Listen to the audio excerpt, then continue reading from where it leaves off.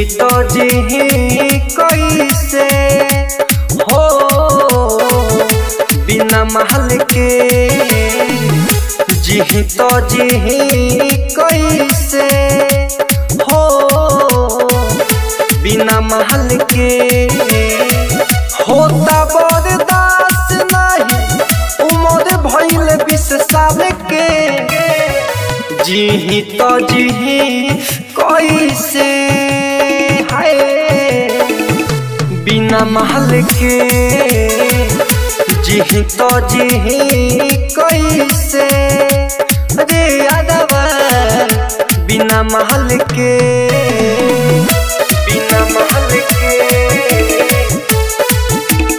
रे यादवा बिना महल के, जीही तो जीही कैसे बिना महल के। राती में सुतीले धके हम तकिया, काटला से कटे न रतिया, कटे न रतिया, कटे न रतिया। राती में सुतीले धके हम तकिया, काटला से कटे न रतिया, कटे न रतिया। केहू नहीं पूछेला अब हमारा हाल के, जीही तो जीही कैसे हाय बिना महल के, जीही तो जीही कैसे रे यादवा बिना महल के, बिना महल के रे यादवा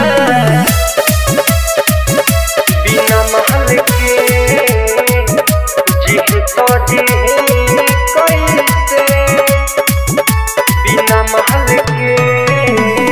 चढ़ल बाटे हमर जवानी मनत नइखे थानत छानी, थानत छानी ए भाई। चढ़ल बाटे हमर जवानी मनत नइखे थानत छानी, थानत छानी। अंजित राजनीति दीवाना भइल गुरगाल के, जीही तो जीही कैसे हाय बिना महल के, जीही तो जीही कैसे रे यादवा बिना महल के।